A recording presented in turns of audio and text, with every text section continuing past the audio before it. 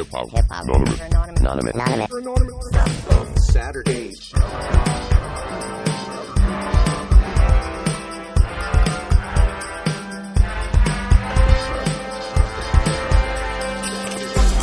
Hello, everybody. Welcome to Sapo Saturdays. You got your boy ASAP Froggy, Mr. Bingus Frog, Ribbit. Doc Froggle Day. Yo. And we got a very special guest for y'all today. We got Lobo 301 in studio today. Lobo, if you can, go ahead and request to speak so we can bring you up on the Twitter stage. And we'll get into all of that very, very shortly. In the meantime, I just want to say hi to everyone and kind of set the room up. We are Sapo Studios. We're here to kind of bring ownership rights and profits back into the hands of musicians. The system for a long time has been broken in terms of the way that things are working with musicians performing and being signed to labels and just being, taken for all their worth. So we're trying to change that, and we're going to be rolling out a marketplace to buy and sell stems and do a whole lot more. But in the meantime, we're here, we're talking music, and we're jamming. Thank you for joining us today. Really appreciate it. Let's see, is Lobo with us? Lobo is with us. Excellent. Lobo, how you doing today? Welcome. Yo, so hold on. I'm not in the proper attire. I gotta get my frog on. Get your frog on, man. Apologize. Give me a moment. But yeah, I'm doing great. Excellent. Yeah, so for those of you that aren't part of the Frogland community, thank you for joining us. Lobo is actually Ribbert 301 in the Frogland community, and he's definitely an active member and a loved member of the community. Thank you so much for joining us today, Lobo. Do you want me to call you Lobo, or do you want me to call you something else? No, Lobo is my name. My mom calls me Lobo. Excellent. So how did that all start, Lobo 301? I know Lobo is wolf in Spanish. I'm imagining that has something to do with that. Yeah, so I'm from Albuquerque, New Mexico, and my sister's 13 years older than me. So she was in high school when I was like a kid, and when we were living there, she played for the Lobos. And then when I moved to Maryland, I moved to a pretty different community than what I was used to. And the community that I was in, like, people don't really care about your first name or your last name. It was really just like an identifying quality. So my two identifying qualities was the clothes I wore and my skin color. So my two names was White Boy and Lobo. And so yeah, then I'm from the 301. That's where I stay. I stay in Maryland, in Montgomery County, Maryland, and that's the 301. And so got Lobo 301. What's the music scene like over in Maryland? Very cutthroat. And the problem is, and this is kind of one of the problems that I'm trying to change, utilizing Web3 is a lot of people feel as though when they get famous, they got to go to New York or LA or Atlanta. Yep. And so it's very hard for local artists to get any traction, in Maryland, in DC, in Virginia, because there's not a lot of people who are popping out here. Once they do get popping, you see them move straight to LA. Right. And like you kind of touched on, that's the beauty of Web3 is that we're connecting people from all over the world and shining a light on them. 100%, but not only the connectivity part, but the fact that I've collaborated with more artists around the world in the last 2 years than I ever collaborated with the people in my community. I mean, people don't want to work with. It's like if you post a link on your Facebook page. Now, obviously, algorithms are algorithms, but if you had a very active Facebook page and your family liked every post and you posted your music on there, I promise you, they're not going to support it. But you go onto Twitter, you go into a Discord, you go into an NFT community, you tell them, oh, I make music, man, I promise you, they're going to be all like, yo, let me hear that. Cause yeah, for sure. Strangers always care more. Where I feel like in Web 2, everyone was like, yeah, I don't really give a fuck about your music. I care less about your music. There's this old saying that goes, start a company and your client is more likely to become your friend than your friend becoming your client. That's literally what's happened with all of my line of work. Is for pretty much all of my clients that I've met, I'm friends with now. Well, and yeah, because what winds up happening is, and you can tell me if you feel this way too, Lobo, that people that are advocates of yours in real life will support you verbally, but not necessarily on the web. So, they'll tell you, oh, that was great, or, that was a sick track, you did a great job, really love how you're grinding, what you're doing, blah, blah, blah, but they'll see your post and they won't write shit. So I'm gonna get a little bro. deep here. I'm gonna get a little deep here if I may. All right. Yeah, go for it. Let's get deep. Let's go back 100 years, 200 years, right? Motherfuckers had to write letters to each other to communicate, okay? It was very intentional. You didn't have, like, the ability to just send a million letters. Like, you had to be intentional with what you were saying. Nowadays, you have the opposite. It's very easy to send a message. Happy birthday. I don't really mean it, but I saw it was your birthday. I don't even know when your birthday is. But Facebook told me it was your birthday. Happy birthday. That motherfucker don't care about you. They just seen it. They wanted to be part of the thing. They wanted to seem like they cared. Okay, so the same thing happens with the music. Your friends don't want to tell you that you suck. Your friends don't want to tell you that they don't like your music. Your friends don't want to tell you that they don't care about your music. But they don't. They don't. And so they'll easily tell you that they listened to it, that they liked it, blah, blah. But it's when you start asking them the questions about, well, what was your favorite song? Oh, yeah, that one. That one song. It was like the third track. I don't remember the name of it, bro, but it was really fire. So there's only 2 tracks on the thing. Is that why when I told you I liked your album, you asked me which song specifically? You were testing me, huh? No, I'm just messing with you. I genuinely believed you. Because not only that, I could see people in my analytics. Right. But I listened to you, man. But that wasn't always there. Yeah, actually, but, I listened to like a bunch of your tracks in order to like try to make a beat, to shoot over to you. And man, do you make all your music yourself? So I do not make the beats. I do make beats, but I, for whatever reason, just can't rap over the beats that I make. I just let other people do that. Yeah. I've been rapping over YouTube beats for a long time, but then I finally got with a producer that I really fuck with right now. His name is Isaac Leo. He's produced like a lot of the tracks that I've been making lately. But I'm definitely like, that's why I'm excited for this, because I've been really looking for, Web3 producers to collab with. I've also collabed with Chad XP. If you guys don't know who Chad XP is, he's a goddamn Web3 warrior. You know what I'm saying? So when did you start rapping? When did you get into the rap game, so to speak? When I was 13. So 2009, 2008, 2009, something like that. I don't know how old I am. I don't know when I was 13. Something like that. Fair enough. 06, Around then. 06 to 08, sometime like that. And what got you into rapping? I mean, because, a white boy from Maryland, you could have been doing a lot of other things. Why rap? Well, so the community that I grew up in, like where I grew up at, it's like kind of not like that. So it really was like the expectation was to fail. The expectation from my teachers, the expectations of everybody around me was like we were either gonna be rappers, singers, football players, or we was gonna make it on the streets. And so for me, it was just kind of like that thing. Like I wasn't gonna play basketball. I'm good at basketball, but I wasn't gonna play basketball professionally. I wasn't gonna play football professionally.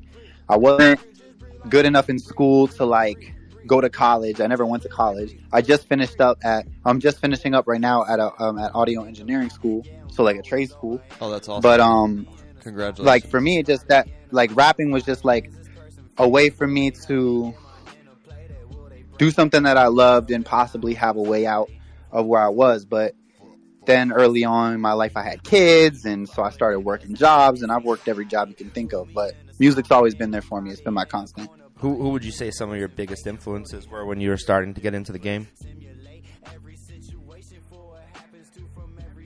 One more time. I didn't hear your question. I'm sorry. Yeah. I was asking who your biggest influences were when you were starting to get into the game in terms of rap.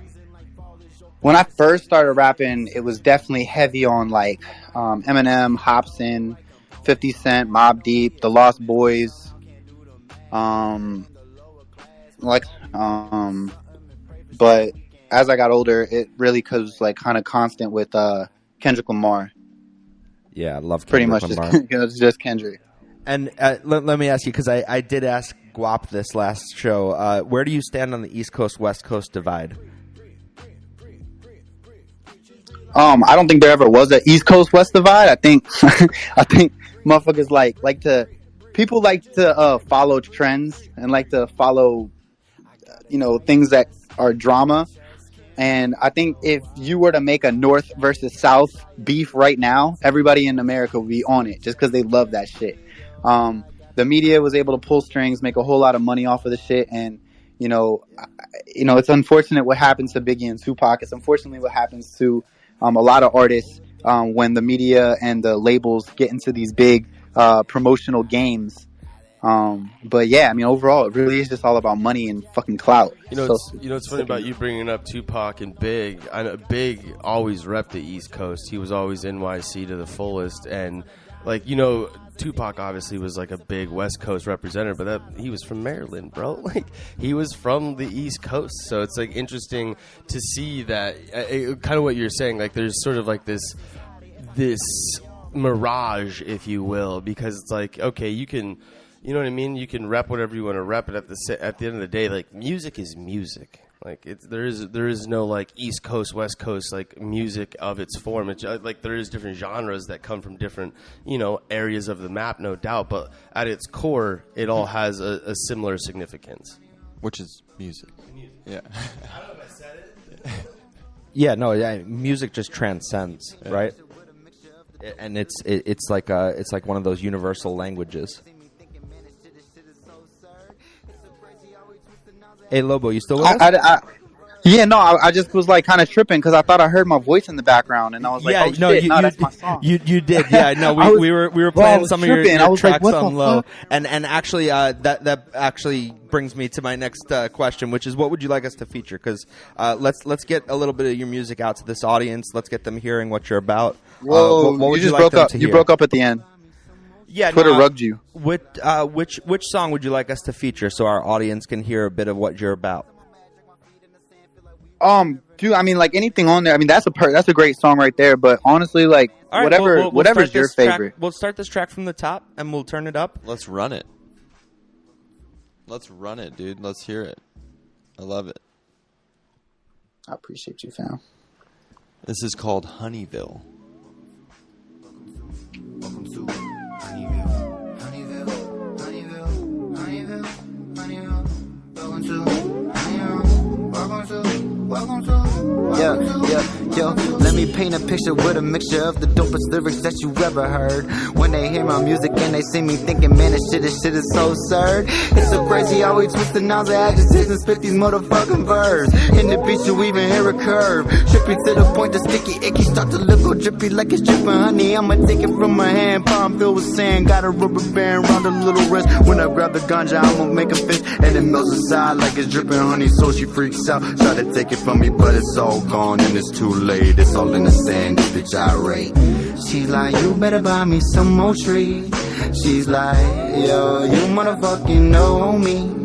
Yeah, so we walk to my mat, drink my feet in the sand, feel like we walk forever in this Honeyfield land. Got no money in my pocket, forgot who we was walking. She don't know my man, so she not even stopping. Passed all the water and we passed a few bands. They was playing little music through some nickels in their hands. Couple miles went by, she trying to understand how much longer till we get into my motherfucking mans. My jaw dropped in disbelief, yo, I swear the Lord that I forgot. Told the rest that I did, I thought her head was about to pop. Never seen her face so red, she left me sad, she hopes I'm dead. A couple seconds down the road, I found my man inside the fucking red. Ayy, Chevy and Paula just gotta acknowledge how lucky I am that we had shit in common. We both fuck with Lucy and happen to grab her kaleidoscope eyes like magically dapper. So now we be driving to go get Miss Daisy. Feeling a little hyper, feeling a little crazy. He told me to stop cause he feeling lazy. I say yes, chill. Are we gonna blaze B? Yo, are we gonna blaze B? Are we gonna blaze? Yeah. Take a walk through the park cause I'm feeling too smart for these friends or these foes. Just look down at my toes, it's like only Lord knows what my mind will think next. And I might get distracted by angry bitch texting me, feeling like there is no stopping me. I got the ganja, the magical recipe, man. So I just dragging my feet in the sand, happy to be in this magical land. Summer's a bumper if you're undercover lovers push shade on your brothers, tell lies to each other, hurt rise from each other, keep slime from each other. Those crimes be uncovered, the truth be revealed, only lies will suffer. I heard that the fortune and fame is a part of the game, and I think think it's a shame that they trying to claim the crown of the king and the crown should be mine. Y'all so overrated, yeah. And I can't overstate it, no. I just don't know,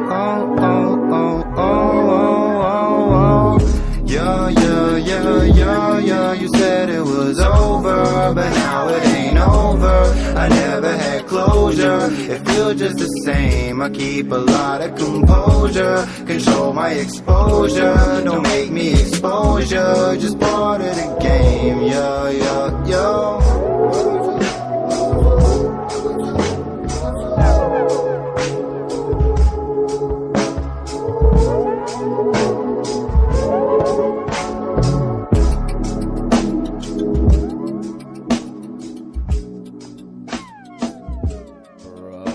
Oh my god, dude.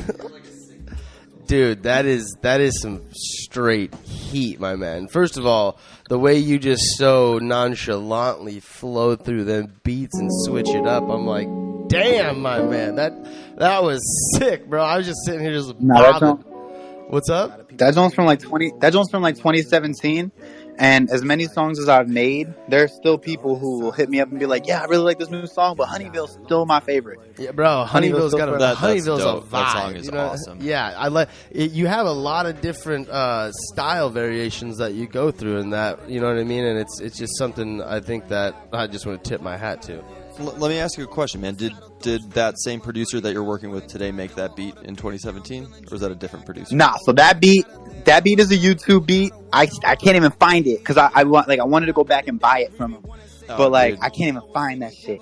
And it was actually engineered by my boy Dell. Dell is the engineer for a lot of people like Matanteo, and I don't know if anybody here has heard of Global Dan. But Global Dan's kind of like the big one in Maryland right now. He blew up. And so Dell's actually kind of blown. Huh? We know a guy named Dan. But not Global What's Dan. up, Dan? He's actually in the audience right now. Shout out to one of our partners, Dan. Yeah, well, so Global Dan, he and Dell are kind of blowing up right now. So that's kind of cool. He's one of the engineers that I definitely love working with, but I haven't worked with him in a few years. For sure.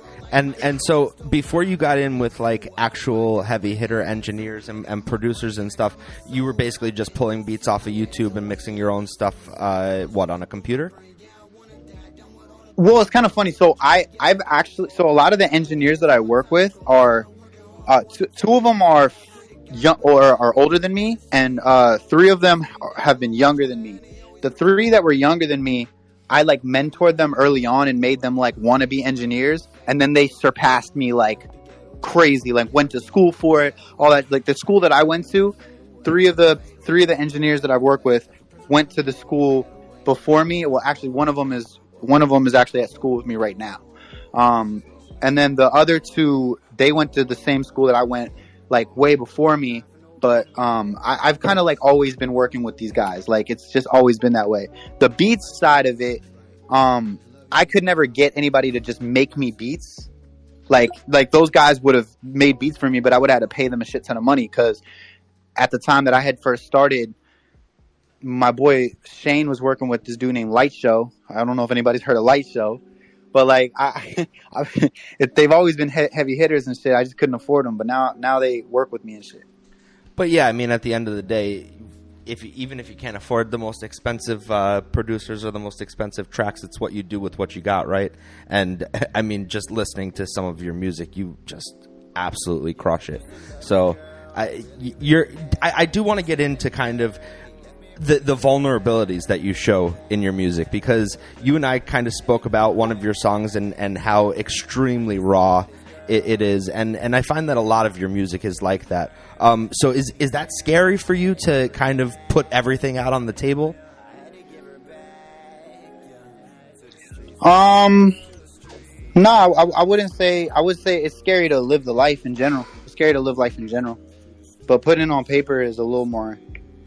It's a little more easy. It feels like, I don't know. It's always just kind of been natural for me to put that stuff on paper. For sure. And you know, do you kind of does it stop you from being as raw as you want to be when your music isn't received the way you want it to be received? Because I know you and I were talking about that, you know, you played one of your songs at a show and there was just kind of like silence because of how deep and raw you got with those lyrics and with the sentiment behind that. Does that impede you at all, or you just say fuck it and you're going to do you?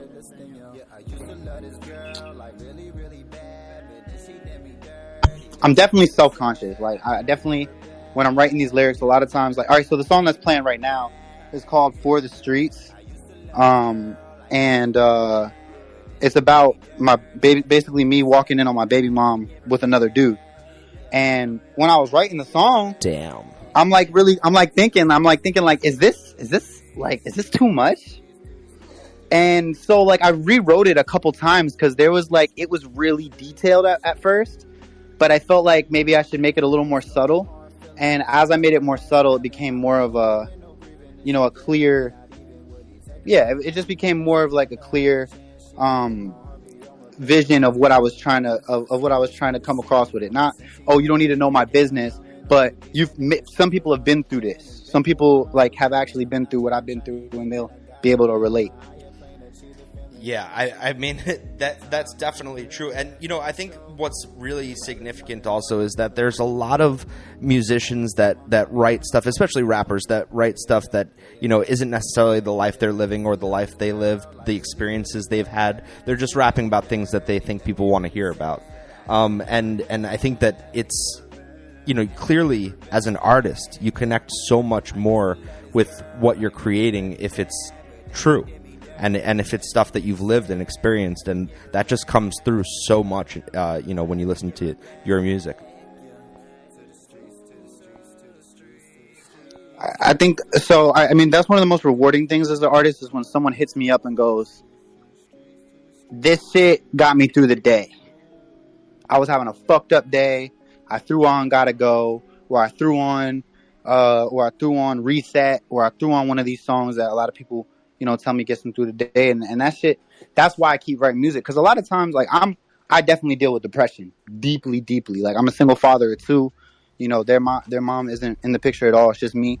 And so it's hard sometimes. Like, life is hard. So sometimes I feel like I don't want to write music. Sometimes I feel like I don't want to create anything.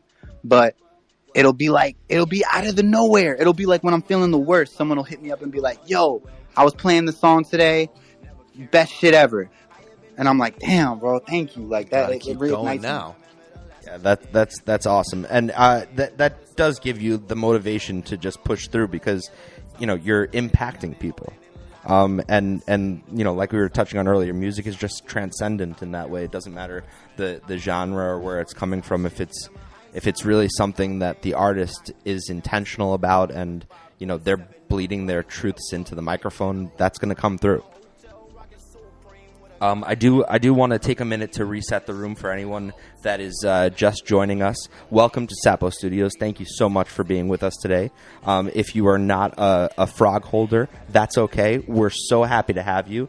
And we're essentially operating under the Frogland umbrella, trying to bring ownership rights and profits back into the hands of musicians. For a long time, the corporate entities have been stealing money from the artists, essentially, and we're trying to rectify that. We're going to be rolling out a marketplace at some point where you can buy and sell stems, but in the meantime, we're jamming and we're talking to artists. We have the pleasure of speaking to the very talented Lobo 301 today. Definitely check him out on Apple Music and Spotify. His stuff is unbelievably raw, and the beats are awesome, and he just knows how to flow. To that end, I would love, ASAP, if you can pull up the album Deep Tissue. And I want to play Heaven for the audience, because that is a dope track, and I think your flow is unmatched on that, Lobo. I don't know, and I don't know if it was you, but that was one of those songs where I was feeling real down, and like it reignited me. But I'm not sure if it was you, but it was someone in the Frogland server tagged me in that shit with like playing it and was like, "Yo, I don't know what happened here, but I was listening to, like, I was just like hearing, I think it was their kid or their brother, someone was playing it in their bedroom, and they overheard it, and they were like, 'Yo,' and they like recorded and sent it to me, and that shit was like, that meant a lot. So that was nah, not that's me. definitely- I did tag you in the chat saying that I was listening to Heaven, and I was definitely vibing to it, and then I wound up listening to Deep Tissue cover to cover several times, and damn, got a lot to say, and it was impactful. I'll tell you that much. Yeah, so we're gonna go ahead and play Heaven. Yeah, this is off of Deep Tissue. Everyone listen up. This is Heaven.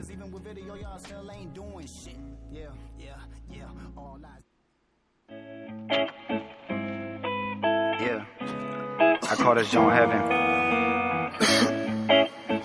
Been feeling like I'm been in hell for a long time. Yeah. Yo, coming to terms, lessons to learn. Pushing the weight and I'm feeling a burn. All of these ashes I might need to earn. They ain't your friends if they take what you earn. I have been blessed by the grace of the God. If it's not what I pray for, it's still all I got. And I know we all fighting for that open spot up in heaven. Like, oh my God, can I be a resident? Hey, can I be a resident? Hey, yeah, I grew up in a place like hell. Can I be a resident in heaven? Can I be a resident? Hey, can I be a resident? Hey, yeah, I grew up in a place like hell. Can I be a resident in heaven? Better have that game on lockdown. Feel like what I got the lockjaw. I don't feel like talking no more. I don't got time for all of these bitches and snitches who always start shit in their head but try to make real, cause they never happy, so they try to steal everyone shine all of the time. That's why I rhyme, cause life has no reason, and I'm trying to fight all these difficult feeling like everyone trying me, everyone beefing. My son gotta see that his dad never leaving, cause I am a father no matter the season, and I'm never hesitant. Yo, I just look and pray to God, yeah. Can I be a resident? Hey, can I be a resident? Hey, maybe one day my sons will wanna be a president. Hey, raise them, know that there's some kings, yo. Queen Bee's gonna sting, yo. And never let them hold you down, yo. Never let them hold you back, yo. Gotta hit them from the back, yo. Love them when they rap, yo. And my baby's cranking all day, gotta get them down for a nap, yo. Sitting back and I'm relaxing, yo. On my porch smoking tracks in and making money out the back end, yo. And my brother's never lacking, yo. I'ma just keep on asking, yo. Can I be a resident? Hey, can I be a resident? Hey, can I be a resident? Hey, yeah, I grew up in a place like hell. Can I be a resident in heaven? Yeah, in heaven, yeah, okay. Yeah, I grew up in a place like hell. Can I be a resident in heaven? I worked so hard in this lifetime, yeah. I just wanna be a resident in heaven, yeah, yeah, yeah.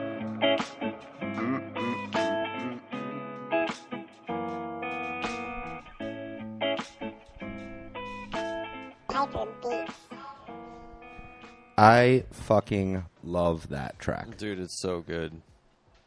That's one of those tracks It that is like I could fucking literally fire, play back man. to back. It's Yeah. that's That means a lot. I'm not. That was Just one of gonna those play it in tracks. the Like background. I feel like I did. I sometimes think about re-recording it, but No. because like of where I was at the time. But like, what's it called? Like when I wrote that shit, I was one of the things where I was like, this is one of the craziest lyrics. I said, Bro. what was the shit I started with?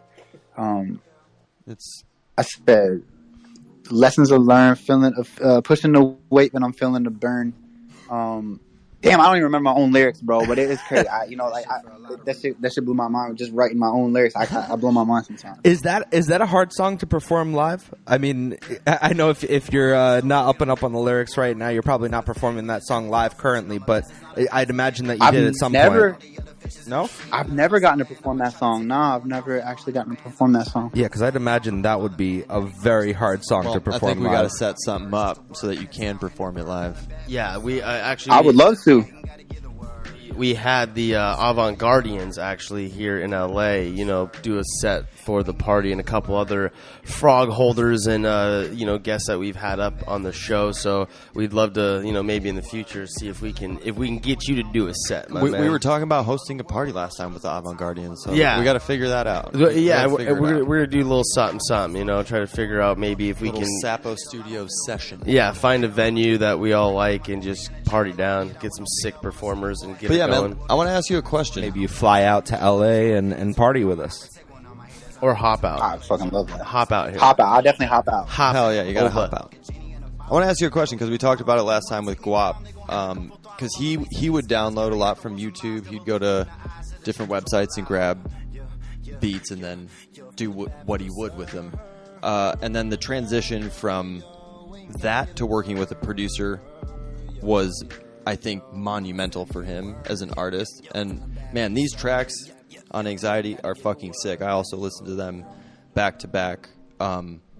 what do you feel that transition was from kind of like YouTube downloads to working directly with a producer? Can you name the producer one more time? Yeah, Isaac Leo. ISAACLEO. He's also a really dope rap singer, producer. And I also work with a dude named Shane Alexander. He's on my newest album, Living in Nightmares. He produced one of the beats and engineered 2 of the songs. That's fucking dope, dude. But to answer your question, like I haven't like exclusively stopped taking beats off of YouTube. I just started paying for them. Like I obviously I don't want to like. There was a time where I would have just stripped it off, but now I pay for it. I understand the quality's better, and it's just I don't have to worry about takedowns and shit. But YouTube beats I feel like are a staple for me. I mean, like I've gotten so used to just throw beats and just freestyling for an hour or 2 hours, to the point where eventually I could just write a song. Like, the track that y'all just sent me today, and I don't know if you got the stems yet. I sent them. But yeah, we're I didn't know that I had to. A little bit. You said it got you what? No, I said we did receive those, and we're going to play with those a little bit live on the show. Let's go. All right, I just want to make sure you got them. So, I didn't realize until an hour before that I needed to record something. I thought I was just going to do something here with y'all. So I just real quick just freestyled something, wrote something.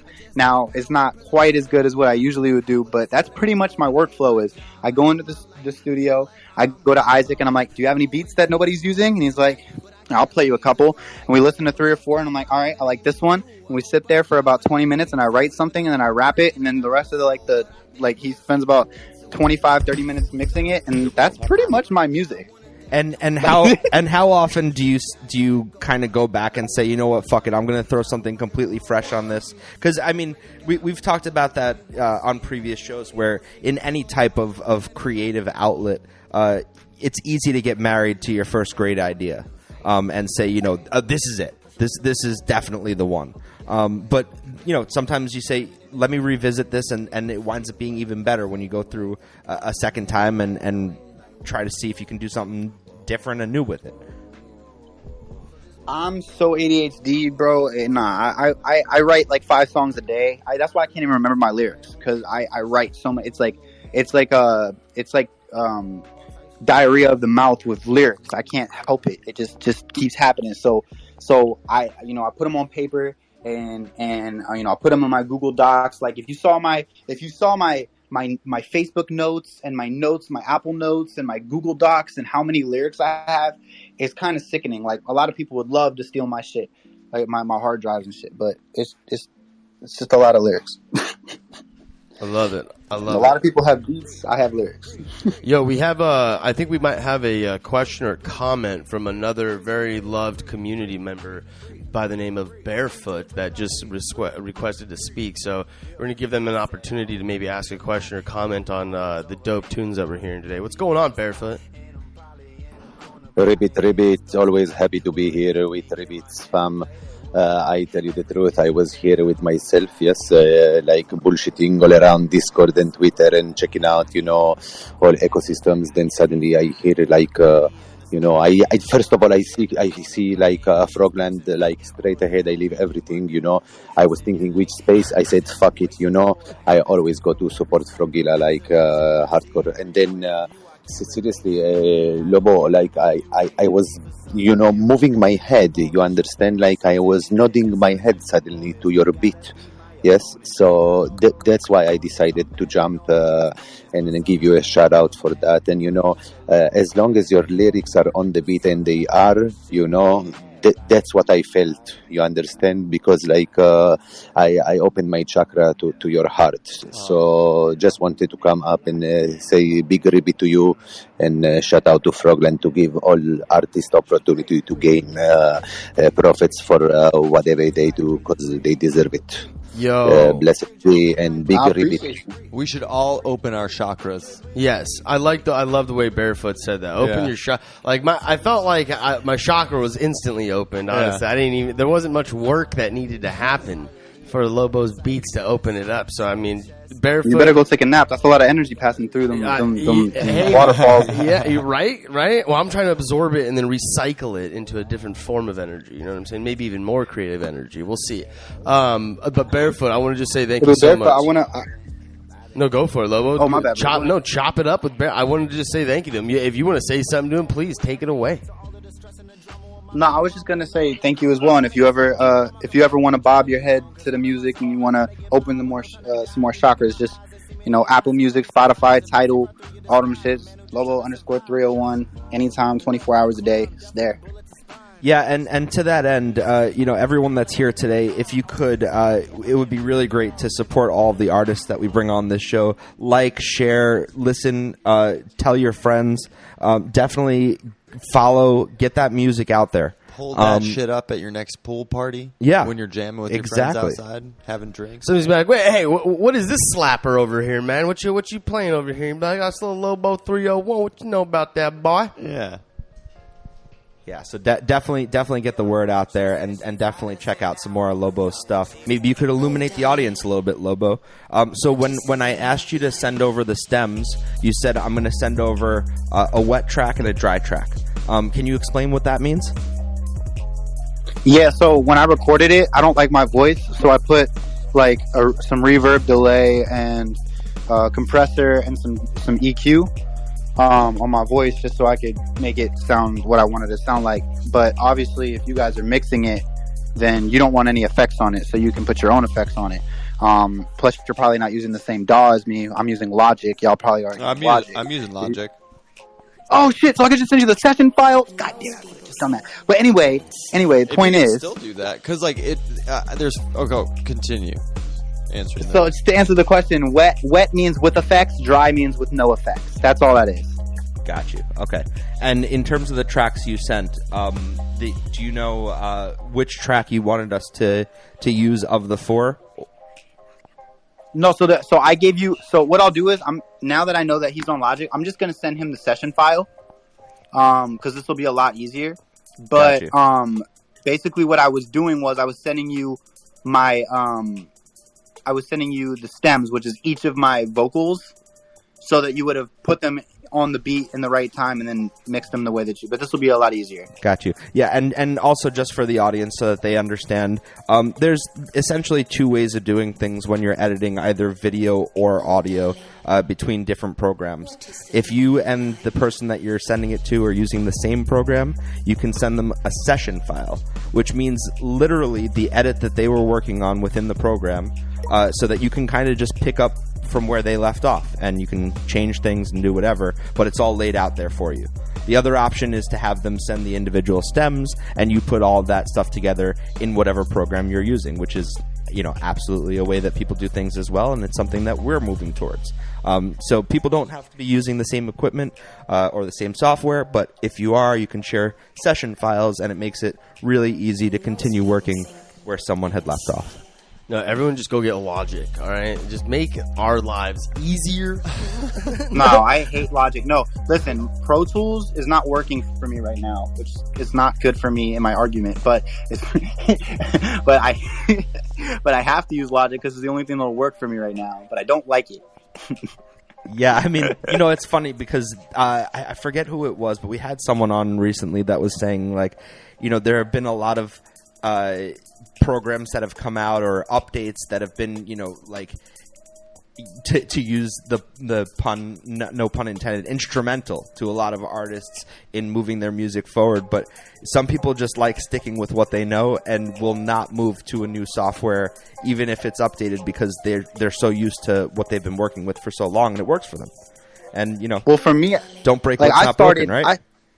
I started on fucking Audacity. I started on the dumb shit. I started on the basic free nothingness. And then, some people started on GarageBand. I started on Audacity. But when I really wasn't a professional engineer until I went to school this year. But now that I've gone to school, I'm now proficient in Ableton, Logic, Reason, Pro Tools. And so that's what's my preference is Pro Tools because I know that one the best. We spent the most time on it, and when you get the right plugins, you can do almost anything on Pro Tools except for MIDI. MIDI on Pro Tools is a nightmare. Logic is king for MIDI. That's where you really want to go for MIDI, unless you like Ableton better, which I like Ableton better for MIDI, but that's only because of how like the workflow is. Like the workflow on Ableton is just so much better to me. Is there an easy way for you to explain to the audience what MIDI is for those of us that don't know?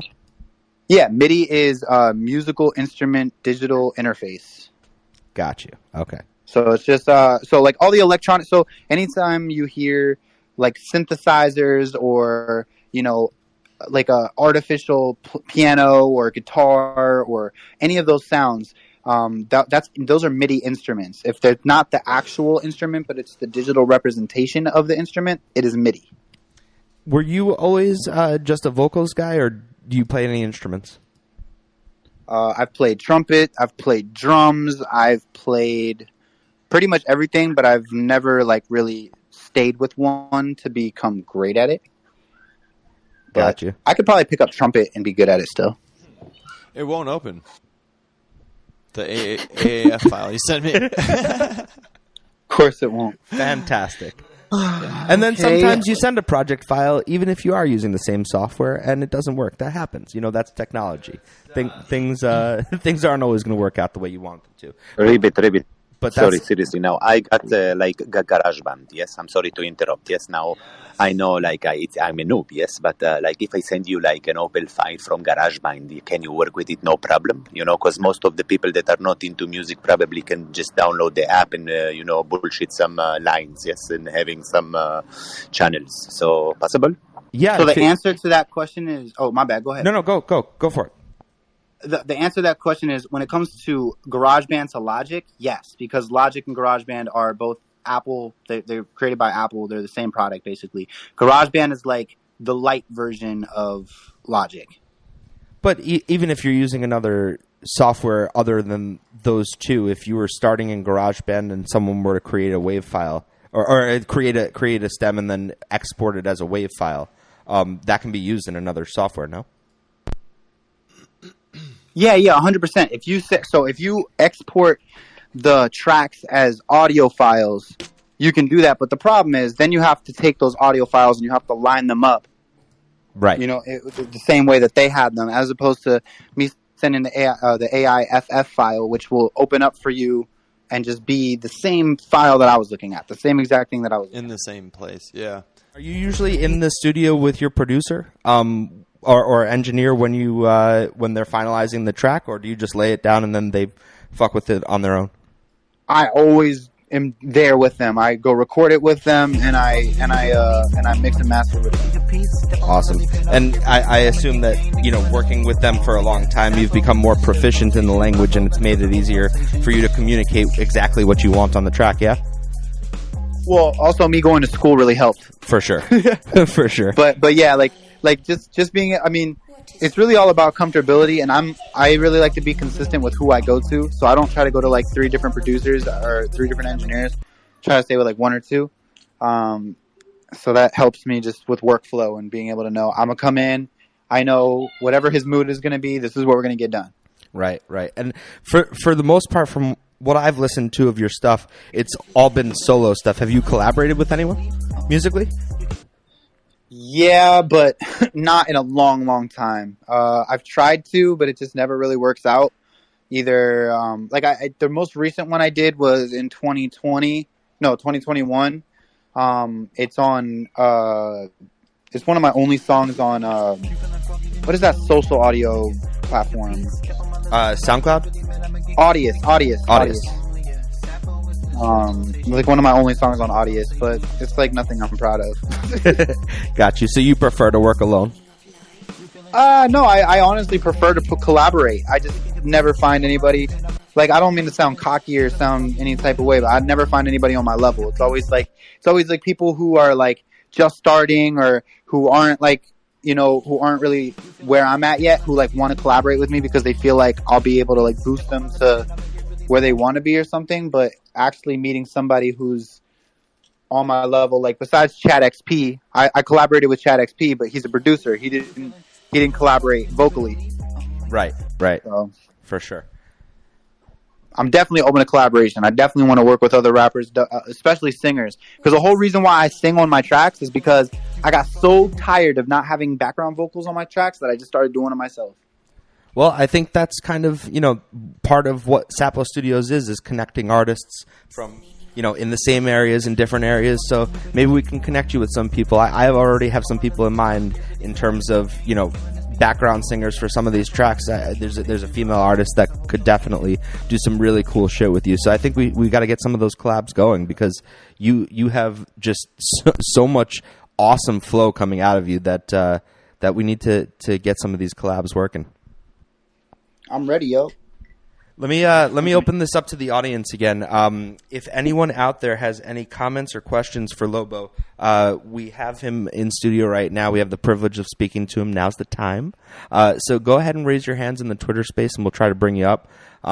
We've been listening to some of his music. It's really raw and fantastic. He's got an amazing flow, and it's been a great time hanging. So if you have anything you'd like to say, definitely go ahead and raise your hand. Looks like we have one request right now from Jacob WBB. Yeah, I was actually go for it, Lobo. If you want, Sapo. Oh, I was just gonna say, if you want, before we end the space, I have an unreleased track that I wouldn't mind sharing with y'all. Ooh, little exclusive drop. We love exclusive drops. We get them here a lot, so we're down with that. But really quick, obviously, we want to get to Jacob. I was actually speaking with Jacob in a space yesterday, I believe it was, about some music stuff. So it was a lot of fun. Jacob, we're happy to have you. What's going on, fam? Not much. I'm chilling at work. Slow right now.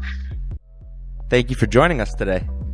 Oh yeah, I just wanted to ask, so like as far as studio equipment, do you have any preferences in the mic that you're using? And then also, what kind of headphones are you using? Because like me as a real big audiophile, like I'm always trying to like tell myself I don't need to buy a new pair of headphones. So I have two answers. I have the answer that is me right now, the minimalist, and then I'll have the answer for you of what I would really like to do. Okay? Well, right now, I have an AKG mic that I've had for over 10 years. It has never been anything but beautiful and wonderful. It's a condenser. It is bidirectional. For anybody who doesn't know, it just means like it can pick up from both sides. But it also has the ability to be omnidirectional as well. So that's really cool. And I have a really, a Proline mic stand, a spit screen. I have a PreSonus audio box for my audio interface, which is a really inexpensive thing. Like it's like maybe I think they're like $75. And then I have two MacBooks, and I have Logic and Pro Tools, and I'm going to buy Ableton. As far as like what I'd like to do, I'd love to have a U87 for my microphone. They're the best, in my opinion, they're the best vocal mics possible. But like as far as like microphones are concerned, I could have like a 6-hour dissertation on microphones. Like the importance of the correct microphone on your on whatever you're using, whether it's drums or whether it's your vocals or whether it's talking vocals versus rapping versus rock vocals. Like there's so many different things. So for me, yeah, I want a U87. And then I would love to have a much nicer interface with like all the crazy bells and whistles and get a million plugins. But yeah, I that question, I could talk about that for like a year. And I apologize if it went over my head, but did you mention the headphones that you use? Oh, so headphones, I have really, I have some Bose headphones. They're really not made for mixing. I wouldn't recommend them. I like headphones is another thing where it's just like a lot of people have different preferences. I don't think you really need you don't really need crazy good headphones. Like you can get some headphones, but the problem with mixing in headphones is you're not getting that center image. And when you're mixing, you're really wanting to worry about stereo imaging, which is basically making sure that there's enough things on the left and the right and the middle. And so I always recommend if you're going to use headphones, that's great, but also make sure that you have a stereo speaker set up with an LFO or a bass, a low end speaker, that will give you the ability to mix the center image and the left and the right image so that your music can sound not all bunched up in the middle. I don't know if Jacob had anything else he wanted to piggyback off of that. I'm sorry, I know that was probably a lot. Yeah, I mean, if I was going to piggyback anything off of that, we're in my Twitter space, we're talking about our creative processes, and for me, like, I still mess around with making music, but it's more about like making bad music to get better, if that makes sense. Yeah, no, 100%. It's all about just keeping going, man. I was literally talking. I've been doing this for like 13 years. I was literally talking to my girlfriend about that the other day. I was like sitting down to play music and like wanting to make bangers, and like you just sit down and you're like, well, this sounds like shit, and then you just got to be like, all right, on to the next one. It's kind of about like just going through it, and like not every like author that writes a book is going to write a badass story every single time. You got to like go back to the storyboard and rework. And that's kind of like. But you also have to humble. You also have to humble yourself too. I had to tell myself this, and it might sound harsh, right? But fuck what you like. It doesn't matter what you like. Other people might like what you don't like. You might have made something that you don't actually like, but other people like it. And I've come through that the hard way. That's true. That's a good point. I just want to go back to something you said because it was pretty funny. You were saying. Did I get rugged? Oh yeah, did you? Sorry, were you in the middle of? I think you got rugged. What was the last thing I said? Damn. You might make something that somebody else doesn't like. I don't think you got rugged.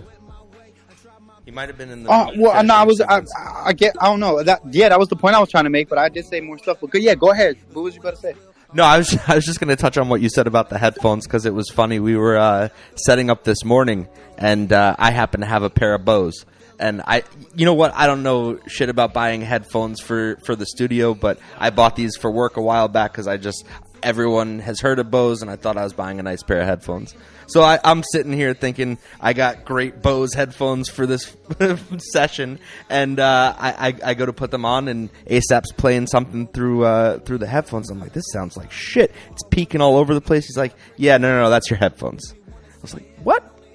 And it just so happens that I had the wrong headphones for what we were trying to do. Well, and that's the whole kill with headphones. Like that's why I didn't want to take too much time on it, but like headphones are kind of like microphones. Like there's closed back, there's open back, there's all different types of headphones. And then like when you really get into quality sound and what it takes to have like mixing quality headphones, you're looking at like minimum $450. Like, you're not talking about going to the store and picking up some $180 noise canceling headphones and you're going to be a master engineer. Like, no. You're going to, like, I know people who have $1,200 headphones and be like, these suck. Listen, and I'm like, whatever you're trying to do professionally, you're going to have to invest some money into. Chefs have those knives that are worth thousands and thousands of dollars. Whatever your profession is, if you're going to do it on a serious professional level, then you've got to invest some money. When we talk about free programs and how accessible all of this stuff is, that's about getting started and as you put it earlier, getting your feet wet and starting to figure out where you fall in this whole music scene and how you feel about creating. But once you start getting serious about it, absolutely, you got to put some money down and you have to be willing to invest if you want stuff to sound great. Let me ask you, Lobo, which song was it that you wanted us to feature? Are you going to email that over to the Sapo Gmail? Yeah, let me email that real quick. I'm curious when the follow up to "Bitch I'm a Frog" is going to be out. ASAP does what he wants to the beat, and he feels like sending it to me. I have like this, what I just recorded or whatever, and I sent to them is going to be like a little fun thing that they do. But I have another vision for the song. And I want to make it maybe a little longer too, and definitely put it out as a third Frogland song called we'll call it Feeling Froggy. Love that, yeah, and I can see the smirk on ASAP's face. He'd love to collaborate with you some more on that. Yeah, definitely. I'm like looking to keep this song going because there's just a couple drops, but there's definitely some other parts that need to happen for sure. I just want the low end to be a little crazier. Like, yeah, I want to feel my tummy rumble when it's playing, but other than that, we're good. 100%. Sounds good. Yeah, that's what I was thinking of. Like when the drop comes, like I just need it to slap. See, I But find that's- myself listening to music, my tummy's rumbling, and I never know if that means it's good or I'm hungry or I have to go to the bathroom. But- I got to get better at reading my body. But that's where ZenMix comes in, because I was just going to send it to ZenMix and Yeah. have him... Tinker. yeah. So whenever you do, like, finish your thing, we'll send it to our mixing engineer over at Sapo Studios, man. I bet. I'm working on getting this song over to you right now on my other email. All right. While Lobo's sending that over, if anyone else from the audience has any other questions or comments, we'd love to have you up. We have the privilege of speaking with Lobo301 today. Definitely check him out on Apple Music, Spotify. It's Lobo_301. He's got some flows that you wouldn't believe. You're definitely going to want to take a listen, and you're going to find yourself playing the songs over and over again. So check that out. Also, heads up, we're going to definitely shill some plots of land over here for Frogland. And then the Notorious Frogs, we are under their umbrella. We wouldn't be here without them. They're building an amazing metaverse, and the land is dropped. You can not see it yet. It hasn't been revealed, but you can go purchase it at frogland.io. They have a very simplistic format and layout to go check it out. If you do want to buy a frog off of OpenSea, because every frog gets a plot of land, but beware, some frogs might have already had their land claimed. So you can go check that out on frogland.io. They have a very easy interface where you type in the number of the frog that you may be looking at on OpenSea, and it'll tell you if the frog has had the land claimed already. So check that out. Definitely, alpha right there. This team's doing some big things, so just want to give a shout out to them. Yeah, and the major thing to highlight there, folks, is that I'm sure you've seen other land drops where gas fees were absolutely insane. The Frogland team worked it out so that the gas fees are so minimal. I claimed 6 plots for $6.50. So get out there, get some land. This project is going to be going off the rails down the line once these things get built out, and the plans that the team has are extraordinary. So you're going to want to be a part of it.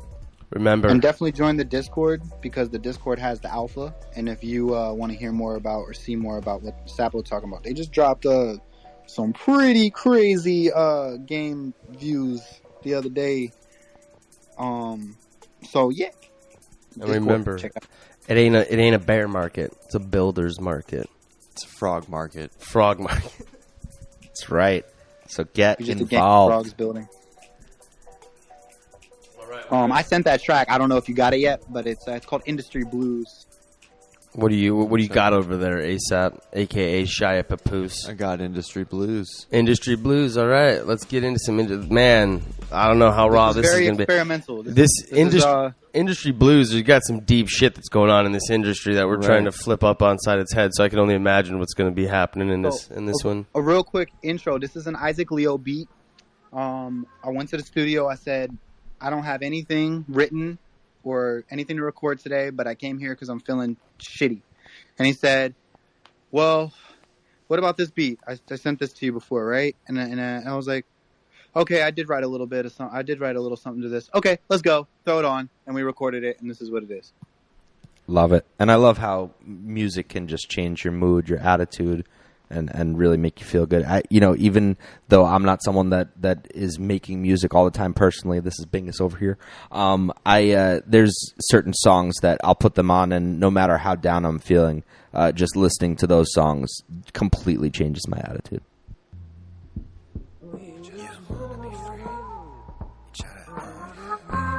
Get you to sign these papers and shit. And they tell you they gonna make all your dreams come true. Don't let them do you like they do.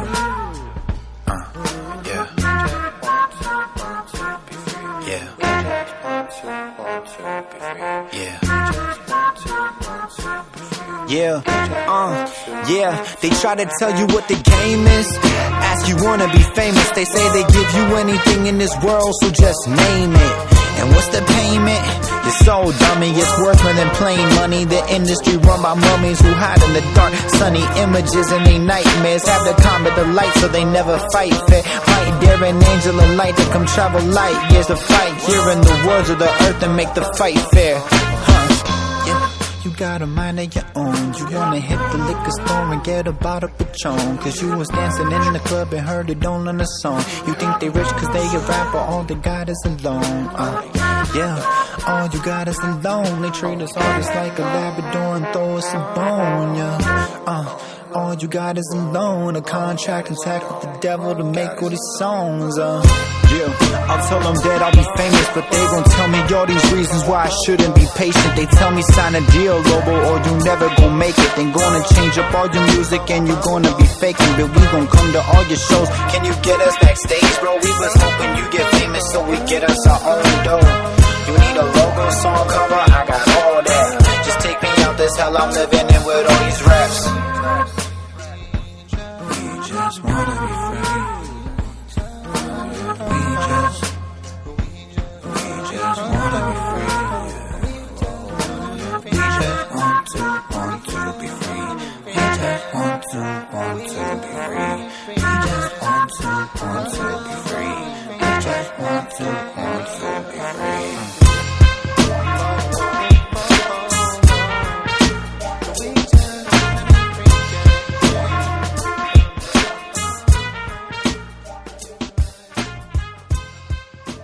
Bro, I had goosebumps. I should have taken a photo of my arm covered in goosebumps.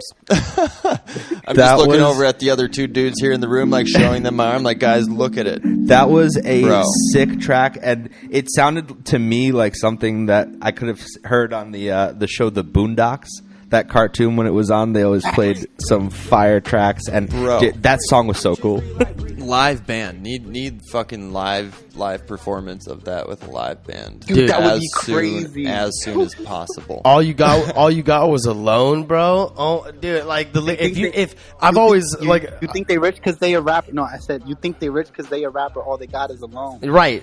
All they got was a dude. That's what I'm saying. Like, again, I moved out here to become a lyricist, so like I listen to the core of every song is, in my opinion, the lyrics, because that's what tells you the story.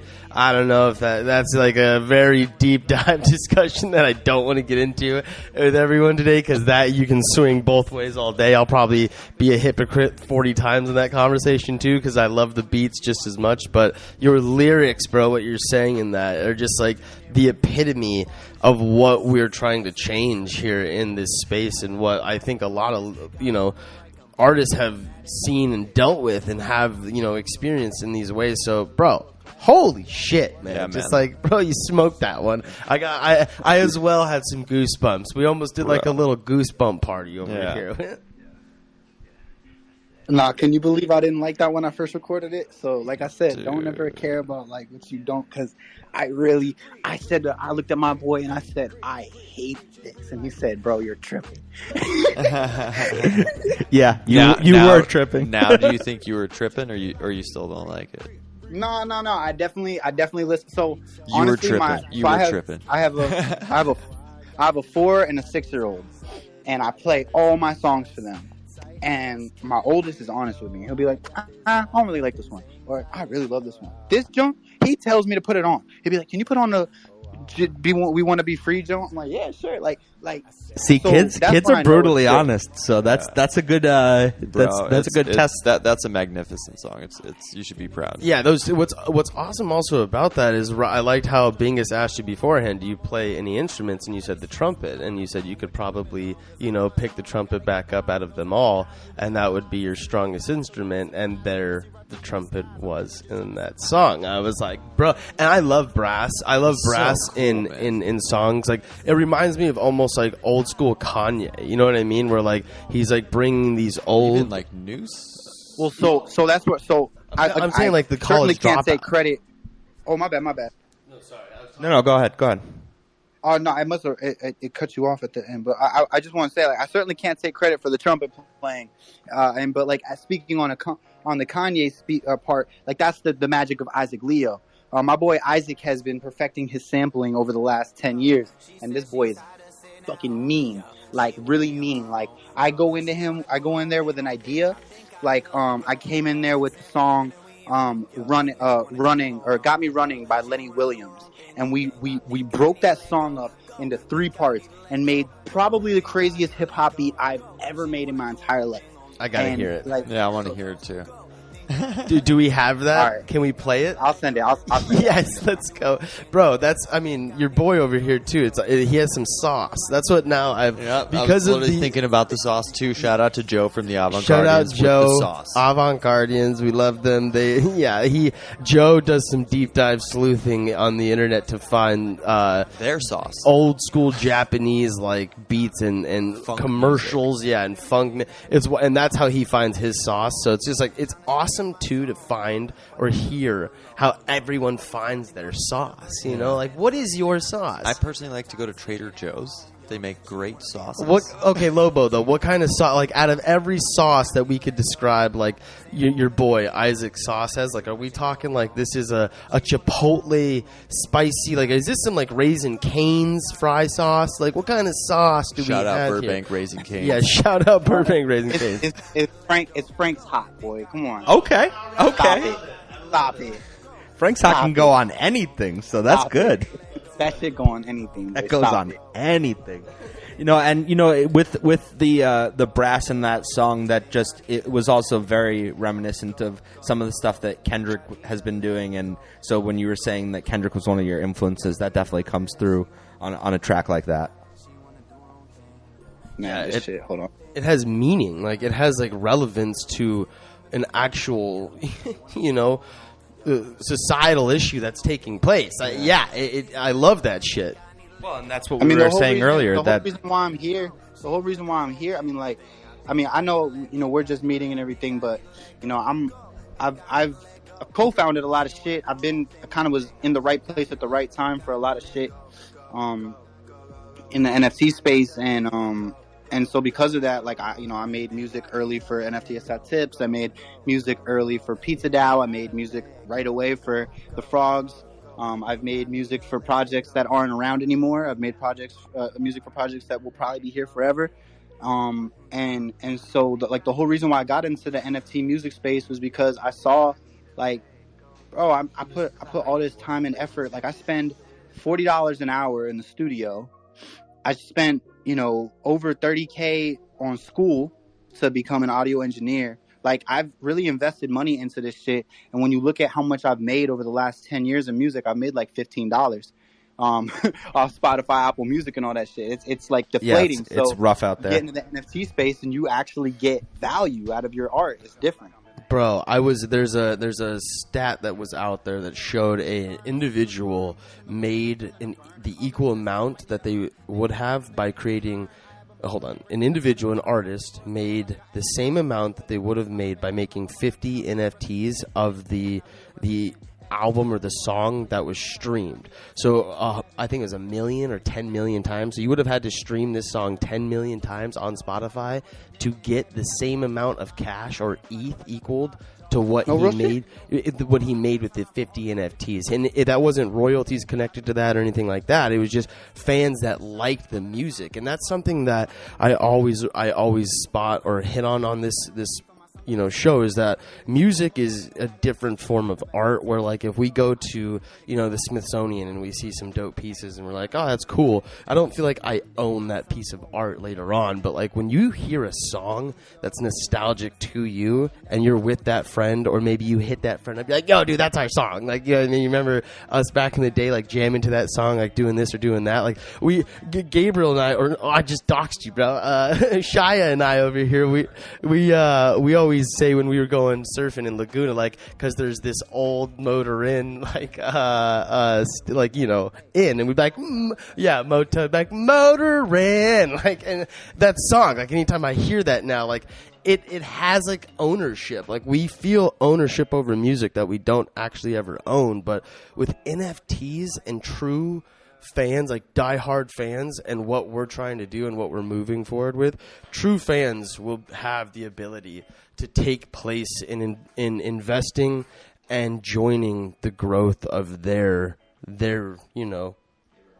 favorite artists. And realistically, A-Bomb, how many true fans do you think you would need to like be successful? 150. 100. Yeah, you took the words out of my mouth. Yeah. You do not need an Beyonce empire of fans to be a successful artist that is able to provide for yourself, your family, like Lobo. Like, you're think a about- single think father about with 2 that. kids, man, and like It seems I so would, unattainable. and it's like it's not like I'm like sitting here being like, oh, like I'm gonna sit here and like give you money because I'm like. I want to support you because your fucking music's sick, bro. Like it's an amazing piece, and it's like I can also help an individual that's a real one that also has a family that would gain and benefit from having some support from a fan. You know what I mean? I love that. 150 people, So- you say, and there's like what So look, 7 look. or 8 billion people in the world. There's a few out there. No, look, watch this. So I sent the audio, but look, I dropped my album. There's 150. This is not a plug. I don't care if you buy it, but this is just example. I dropped Living in Nightmares. I made a website, livinginnightmares.com. You go to it. It takes you to OpenSea. You buy it. 19 people have done that. I've made over $1,000 on the album. You'd have to stream my music 350,000 times on Spotify for me to get that type of money. Now, if I can do that 3 times a year and actually sell out 150 of them, that's $10,000, give or take, with Ethereum dropping and raising, each time. Now, if I can do that 3 times a year, that's $30,000 minus tax and everything, maybe $20,000. But you now have a side hustle. Dude, you're making money off your music. Well, I love what you're talking about, and what we have coming, let me just say, soon TM, what we've discussed with the Frogland team, is going to do exactly what you're talking about, but we're also going to put some, like, steroid juice in there, some Sapo juice maybe in there, if you will. Well, I don't know if you know Sapo, y'all over here, Sapo, ASAP, Bingus, everybody, but I built, like, 3 of these platforms that I didn't like, so I just never dropped them. But like I have a whole template for like what this is supposed to look like in my mind. So I'd love to talk to y'all about this because I don't have it. Chat, man. Yeah. That's what the album was chat. for. This album should- was for me yeah. to be able to pay a developer, but I didn't. Sell Well, it. we will got- definitely have some conversations with you and figure some of this stuff out for sure. And that extends to every artist that is in this room right now. We love Lobo. Like I've gotten just so much kinship from these conversations and this one today.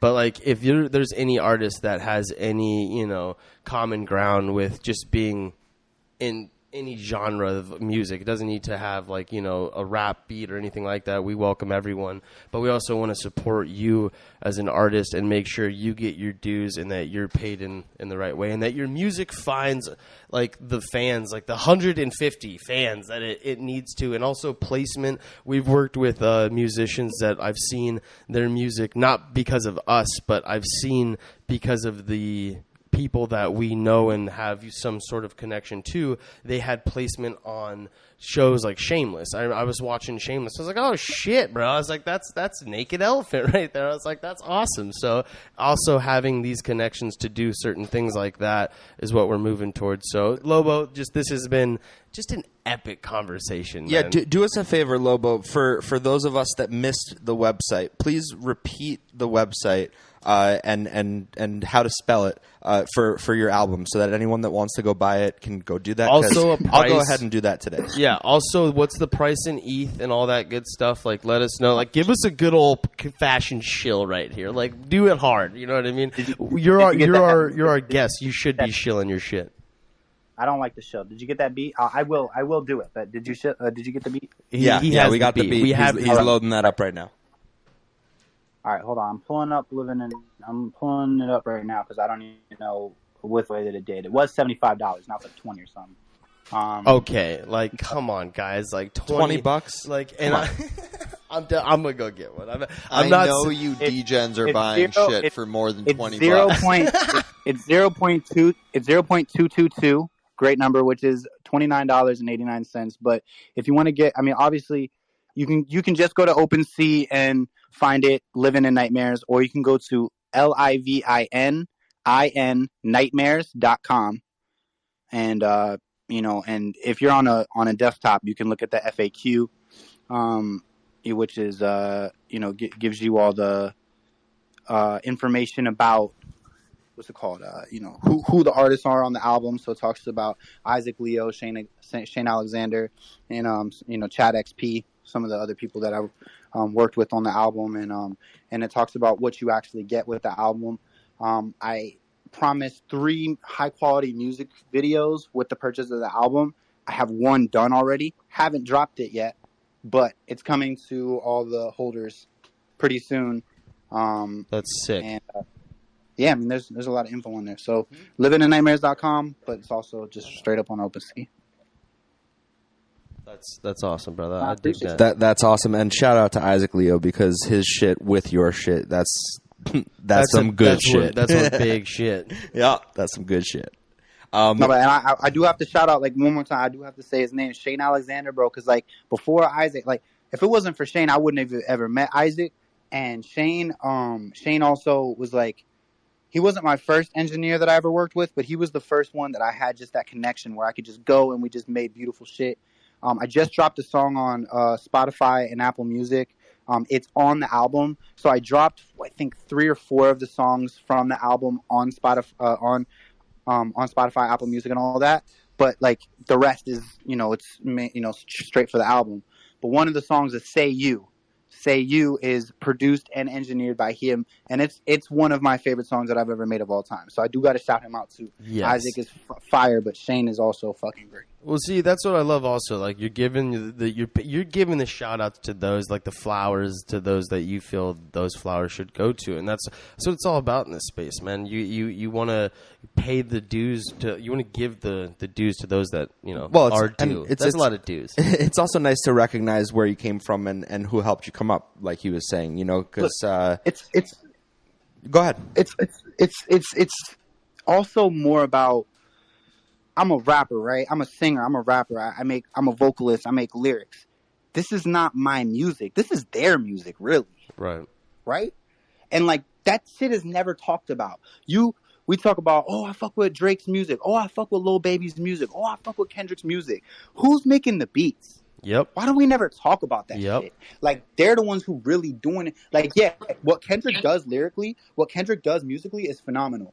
But, like, Kanye is so much more impressive to me. Well, and it was like a couple of years ago, actually, that I first found out that Pharrell was behind so many of these beats for so many of these popular songs. And I was just like, I had no fucking clue. Yep. Because they just don't really advertise that shit in the same way that they do whoever's leading the charge of doing the vocals on the song. So shout out to you, man, for doing that. I mean, Big Crit when now I'm losing his name.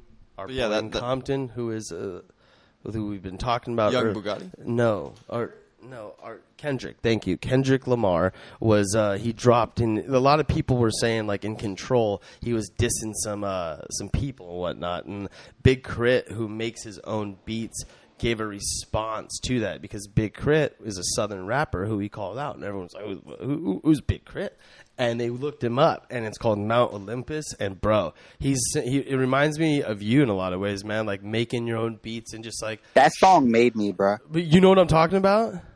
That song made me, bro. I'm glad you said that shit. I used to, when I was in high school, I used to walk to that song 3 times every morning, and then I would listen to Backstreet Freestyle by Kendrick. That's a dope song. And that's what's interesting. It's just like these individuals that you are giving kudos to and being able to work with continuously through these elements and us being able to show what you have here. Let's get into some of that, bro, because I just want to get more sauce. More sauce. So speaking of the sauce, we got that track that you sent over. So this is essentially, you said the producer cut the song up into 3 different sections. So I co-produced this. Like, this is my beat. He put it together on the DAW for me, but I am the one who was like, yo, this is what I want to sample, and this is how we want to sample it, and we put it together. So I co-produced this beat. This is me and Isaac. But as far as talking about paying homage, right? We don't talk about where hip hop came from and where a lot of these beats come from and these samples come from. Well, this sample is from a gentleman named Lenny Williams. Lenny Williams is one of the greatest fucking singers of all time. And if you haven't heard of Lenny Williams, definitely go check out Lenny Williams. But yeah, this shit right here is one of my favorite songs by Lenny Williams. It's called "Running," "Got Me Running," and we cut it up in 3 parts. And I don't even know how to rap to this. It's so crazy. Go ahead. All right, here we go.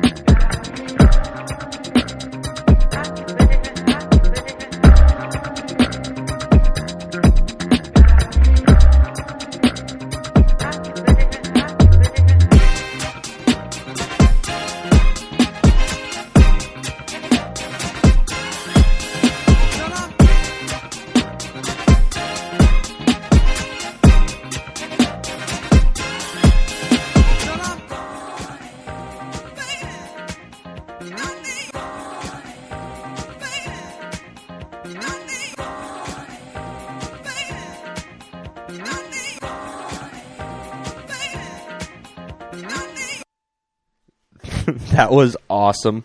I love that shit. Yeah, when it started, we were all saying it was very reminiscent to some of the stuff the Avant-Gardians have done, and had that like dance vibe, which was cool. But I just love the way that that's literally one song that you guys took and broke up into all different ways, and it becomes something completely different. It's awesome. The song is like 7 minutes, so we had so much to work with. That is awesome. And what made you think to do that? You just had heard that song one day and you were like, this would make a great song to cut up? I listen to that song every day, and I was just like, I want to fucking sample this shit. That's awesome. That is awesome. All right, well, thank you so much for being in the studio with us today. We really appreciate your time. It's been an absolute pleasure digging through your past a little bit, your process, and listening to some of your music, giving us that exclusive with one of your new songs. It's been a great time, so we really appreciate you. I appreciate you having me, and I'm definitely up to coming back through any time, because this is definitely fun for sure. And let me know about this track. I definitely want to hear what y'all come up with. And definitely send me, once you get like a full beat, send me the full beat, and I'll go to Isaac and we'll go make some magic. Yeah, ASAP's definitely going to be in contact with you so that you can have a bit more back and forth as to what you guys both want to do with that track, and we'll get that going for sure. I want to remind our audience, livinginnightmares.com. That's where you're going to go check out Lobo's album that you can purchase on the blockchain. It's only around $20 some odd right now, so definitely go ahead and pick that up if you're interested in supporting this artist. And I do want to thank Squirty, because he just went and picked up another one. Awesome. Oh, yeah, bro. Shout out Squirty. Yeah, that's epic, my man. And this team, just a shout out to the team as well, Frogland. They are one of the most supportive and just top tier. You know, again, it's a builder's market right now, not a bear market. So back the teams that back you and show up for you and that build in the bear. So we appreciate you guys. if I may, I want to piggyback on that and say like Frogland has changed my life, and like working with Frogland and making music with Frogland has definitely like been incredible. So thank y'all for having me, Sapo. That's and awesome, man. Frogland, Shout out. Notorious Frogs. Let's fucking go. Let's frog and go. Ribbit. Let's frog and go. Thank you so much to everyone that showed up today. And every Saturday that you guys show up. We couldn't do this without Frogland, but we also couldn't do this without our audience supporting us and tuning in and showing us some love. So thank you so much for being here. Have a beautiful rest of your Saturday. This is Sapo Studios signing off. Ribbit, y'all.